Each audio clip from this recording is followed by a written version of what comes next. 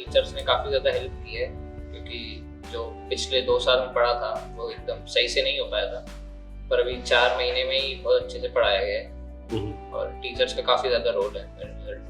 लेकिन हमें ये भी समझना पड़ेगा कि टफ पेपर है तो सबके लिए टफ है, और कम क्वेश्चन करने के बाद भी परसेंटाइल हम ज़्यादा अच्छा ला सकते हैं। टीचर का सपोर्ट क्लास के बाद भी आपको मिलता था? जी बिल्कुल, डाउट पूछने जाओ तो बहुत अच्छे तरीके से टीचर्स डाउट बता देते।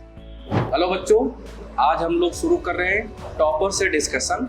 हमारे सामने यहाँ जितने लोग आपको दिख रहे हैं, ये सारे हमारे जितने भी बच्चे हैं वो सारे जेई मेन जनवरी अटेम्प्ट के धूम मचाने वाले बच्चे हैं।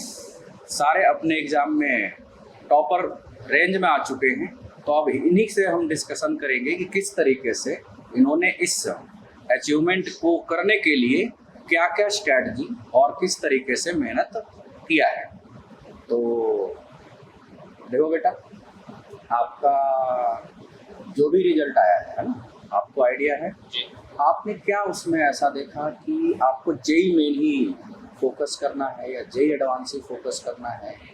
मैंने सोचा है कि थोड़ा सा मेथ्स पे भी करना है, पर ज़्यादा कंसंट्रेशन एडवांस पे ही रहेगा।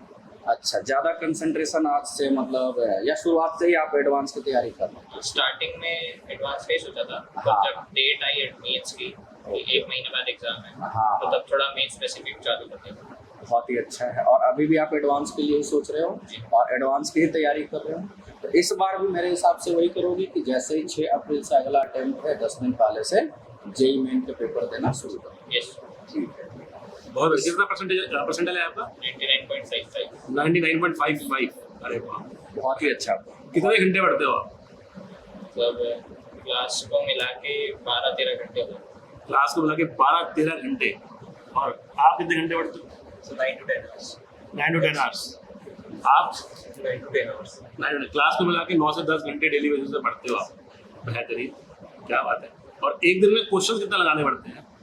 कितने क्वेश्चन लगाते हो? सर एक्चुअली फिजिक्स मेरा कुछ अच्छा लगता है, तो फिजिक्स में 100-110 तो क्वेश्चन लगा देता हूँ मॉड्यूल डेली बेसिस पर? हाँ। अच्छा, 110 क्वेश्चन डेली बेसिस पे। बहुत ही अच्छा। कितनी परसेंटाइल आई आपकी? सर फिजिक्स में आया 99.8। 99.8 फिजिक्स के अंदर आए आप। हाँ, फिजिक्स बहुत पसंद है। क्या बात है, क्या बात आशीष चौधरी सर ने पढ़ाई थी। है। आप नीट के स्टूडेंट हो और आपने जेईई मेंस का पेपर दिया है, उसमें और इसमें फिजिक्स में 99.8 परसेंटाइल है आपका। बेहतरीन, हाईली बेहतरीन, बेहतरीन। और ओवरऑल परसेंटाइल कितना है आपका? तो ओवरऑल मेरा आ रहा है 98.49। 98.49 यानी 98.5 है ना? हाँ, मतलब 98.98। आपके मैथ्स में कितने परसेंटाइल है? सर मैथ्स तो मैंने पूरा छोड़ दिया था। पूरा छोड़ दिया आपने?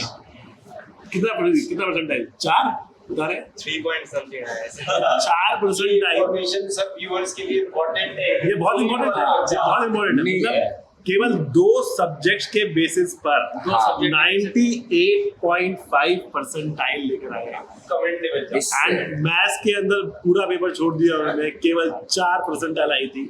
तो फिजिक्स एंड केमिस्ट्री बहुत जबरदस्त बेटा। मुझे पूरा यकीन था ये नीट में तो नहीं, अगर तूफान। एक सब्जेक्ट भी किसी का अगर खराब हो जाए, अल्टीमेट खराब हो जाए, तो भी इतना स्कोर लाया जा सकता है। बट इसका मतलब ये बिल्कुल भी नहीं है कि आप एक एक्सेप्शनल स्टूडेंट, उन्होंने नीट के स्टूडेंट है और जेईई मेंस दिया, इसलिए मैथ्स उनको छोड़ना पड़ा है।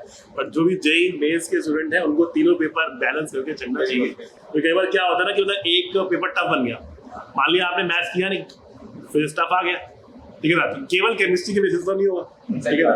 तो पूरा एक छोड़ के जाना समझदारी नहीं है। हालांकि नीट के रहते हुए आपने ये किया, कमेंडेबल, बहुत जबरदस्त, ठीक है ना? नहीं, बहुत। लेकिन इस तरह का एक्स्ट्राऑर्डिनरी परफॉर्मेंस मुझे लगता है कि रेयरेस्ट में ही हमें देखने को मिलता है कि बहुत ही अच्छा परफॉर्मेंस केवल 2 सब्जेक्ट की वजह से। और मुझे लगता है कि हमें ये नीट के रिजल्ट में सबसे ज्यादा ये हमारे सामने दिखेंगे। सही बात है। करेक्ट है ना? तो आपके हिसाब से सबसे इम्पोर्टेंट चीज क्या है पढ़ाई करते वक्त? क्वेश्चन प्रैक्टिस या रिवीजन करना या कॉन्सेप्ट्स याद करना? क्या चीज सबसे इम्पोर्टेंट लगती है आपको, या कुछ और व्हाटएवर जो आप पढ़ सकते हैं? कॉन्सेप्ट क्लैरिटी होनी चाहिए। कॉन्सेप्ट की क्लैरिटी होनी चाहिए, बहुत जबरदस्त। क्लैरिटी होने के बाद प्रैक्टिस, उसके बाद प्रैक्टिस, फिर प्रैक्टिस होनी चाहिए, फिर रिवीजन। तो कॉन्सेप्ट क्लैरिटी के लिए आप लोगों ने क्या किया? What did you do to gain that concept clarity? Teachers teachers मतलब क्लास अटेंड करनी है बहुत दबा के, बिल्कुल सर। ठीक है ना, क्लास बहुत अच्छे से आपको करनी है, क्लास में एक बात सुननी है, कुछ चीज समझ में नहीं आई वो टीचर से पूछनी है आपको, है ना, बहुत सही। और प्रैक्टिस में से तो आपने बताया कि मतलब डेली बेसिस पर 100-150 क्वेश्चन जो है Yes, sir. वो लगाने पड़ेंगे, बहुत सही, बहुत सही। पीडब्ल्यू के ऑफलाइन टीचर्स कैसे हैं? कुशाग्र बताएगा। एग्जाम्पल परसेंटाइल में मेरी परसेंटाइल थी 99.856 परसेंटाइल। और रही बात टीचर्स की तो सब बहुत शानदार है, कंटेंट जितना ज़रूरत है उससे ज़्यादा ही मिलता है, तो वो कंटेंट पे अगर कोई करे तो उनका अच्छा आ सकता है, मेहनत करे तो। व्हाट डू थिंक, आप क्या सोच रहे हैं? मतलब बिल्कुल सर, मेरी परसेंटाइल थी 99.701 और टीचर्स तो मतलब बिल्कुल मजेदार लेवल पढ़ाते हैं। एंड डिसिप्लिन लेवल, इस लेवल का डिसिप्लिन आपने सर। पहले एकेडमिक में कहीं देखा, मतलब लाइक 10th तक जो अभी यहाँ पर ऑब्जर्व किया है? डिसिप्लिन एक्चुअल में मैं हॉस्टल से हूँ, रेजिडेंशियल स्कूल से था मैं, नवोदय विद्यालय से, वेरी गुड। और तो वहाँ पे डिसिप्लिन काफी रहता था। हाँ। यस सर, तो डिसिप्लिन तो है और यहाँ भी काफी ज्यादा डिसिप्लिन है। मतलब मैचिंग है उस लेवल। Yes sir. टीचर का सपोर्ट क्लास के बाद भी आपको मिलता था? जी बिल्कुल सर, डाउट पूछने जाओ तो बहुत अच्छे तरीके से टीचर्स डाउट बताते थे। होमवर्क बिल्कुल दिया जाता था, क्वालिटी बढ़िया सर, एकदम सर। तो आपने शीट्स करी थी पूरी डीपीपी की? हाँ सर। कौन सी? अग्नि शीट्स और अग्नि और पराक्रम मिलती थी आपको? Yes sir. तो अग्नि के क्वेश्चन बन जाते थे? हाँ सर। Yes sir. बढ़िया, आप तो टॉपर बच्चे हो, आपको तो बनने ही चाहिए।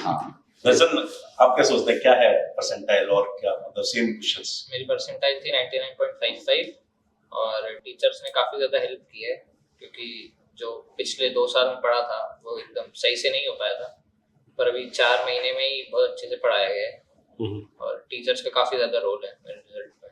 ये चेंज कितना आया? लास्ट बार भी दिया होगा पेपर तुमने, तो उसमें और अभी में जो चेंज आया है, ग्राफ जो बढ़ा है, वो क्या है? मतलब पिछली बार कितना था, अभी की चेंज का परसेंटेज और अब कैसी है बस? पिछले टाइम थी करीब 97 परसेंटाइल और इस बार 99.7%। Very good. तो क्या एक्सपेक्ट कर रहे हैं आप अप्रैल के लिए? और बेटर करेंगे सर, बिल्कुल। ये गैप है, ये 0.3 का जो बचा है 100 के लिए। Yes sir. क्या स्टेप्स हैं मतलब जो तुम्हें लेने हैं, या क्या कैसे लोगे? पहले तो क्वेश्चन प्रैक्टिस अपनी और बढ़ा देंगे और फिर उसके बाद जो थोड़ा बहुत अपने कंसेप्ट्स रह गए हैं, मतलब क्लैरिटी जिन कंसेप्ट्स में नहीं थी, तो पहले उन पे काफी ज्यादा फोकस करेंगे और टीचर से डाउट पूछेंगे काफी। जेई एडवांस की क्या स्ट्रेटेजी आप लोग, क्या करोगे अभी यहाँ से आगे? What extra you think you need to do जो आपने जेई मेंस में नहीं किया, जो जेई एडवांस के लिए आपको करना पड़ेगा? क्वेश्चन के लेवल को इंक्रीज करना पड़ेगा। जेईई मेंस उतना कंसेप्चुअल नहीं होता, फार्मूला बेस्ड होता है फिजिक्स। जैसे फिजिक्स आई थी इस बार, तो लेवल अप करना काफी पड़ेगा ज्यादा एक्स्ट्रा। आसान आई थी। इस बार तो बहुत सिंपल थी, मैथ्स थोड़ी सी टफ थी। मैथ रहती है मैथ्स ऐसे, पिछले थोड़ी साल रहती है। पिछले साल की कंपैरिजन में Easy। नहीं, लेकिन एडवांस के लिए मैथमेटिक्स अब वो कोई वैसा नहीं होगा, क्योंकि जेई मेन और जेई एडवांस का ऑलमोस्ट मैथमेटिक्स का लेवल सेम ही लगभग होगा, सेम हो गया। केवल फिजिक्स और केमिस्ट्री में एक्स्ट्रा है फिजिक्स में जैसे सर, तो मुझे लगता है कि ना, जैसे जेई एडवांस के लिए जो डिफरेंट वैरायटी ऑफ क्वेश्चंस होते हैं, जो पैटर्न होता है डिफरेंट, जैसे मल्टीपल करेक्ट हो गया, ठीक है ना, और आपका मैट्रिक्स मैच हो गया, कॉम्प्रिहेंशन हो गया, ठीक है ना, तो उसमें थोड़ी सी एक डिफरेंट स्किल भी लगती है, ठीक है ना। जैसे अगर मैं मल्टीपल करेक्ट की बात करता हूँ, तो मल्टीपल करेक्ट के अंदर आपका सबसे टफ पैटर्न रहता है, मतलब उसमें अगर आपने 4 ऑप्शंस हैं, 2 टिक करे, तीसरा ऑप्शन नहीं टिक करा, ठीक है ना, तो हो सकता है अगर 4 में जो 2 आपने टिक करे उसमें एक भी गलत हुआ, एक ठीक भी हुआ, तो बिल्कुल तभी -6 होगा, ठीक है ना, -2 भी मिलते हैं, तो पैटर्न भी थोड़ा चेंज होता है। हाँ, इन लोगों की तैयारी मेंस लेवल की तो है ही, वो तो रिजल्ट बता रहा है। एडवांस की हम करवा रहे थे, अगर आप इनके होमवर्क देखेंगे ना, तो होमवर्क में वो सारी चीजें इंक्लूडेड है। इन्होंने बेस बनाया हुआ है, बस चेकिंग करना है इनको, जो ड्रीम में AIR सेट कर रखा है उस पर अब काम करना है इनको। बेस तो बना रखा है इन बच्चों ने। सभी का ड्रीम तो ऑलमोस्ट CS ब्रांच ही होगा। तो बेसिकली चीज क्या है ना, कि मतलब अगर पेपर टफ है तो ऐसा नहीं समझना मैं कम ही क्वेश्चन कर पाया हूँ, ठीक है ना, क्योंकि मेरे इतना परसेंटाइल नहीं आएगा, ठीक है, और जबरदस्ती वहां पे स्ट्रेस लेना कोई फायदा नहीं है, ठीक है ना। हमें ये भी समझना पड़ेगा कि टफ पेपर है तो सबके लिए टफ है, और कम क्वेश्चन करने के बाद भी परसेंटाइल हम ज्यादा अच्छा ला सकते हैं। तो हम 12 क्वेश्चन करने पर 99+ परसेंटाइल लेकर आ रहे हैं, दैट मीन्स आपको पूरा पेपर करना पड़े ऐसा जरूरत नहीं पड़ती है। ये बहुत इंपॉर्टेंट मैसेज है कि कम क्वेश्चन पे भी ज्यादा परसेंटाइल आता है। हाँ, आराम से। मतलब आप पेपर टफ है आसान है उससे फर्क नहीं पड़ता है।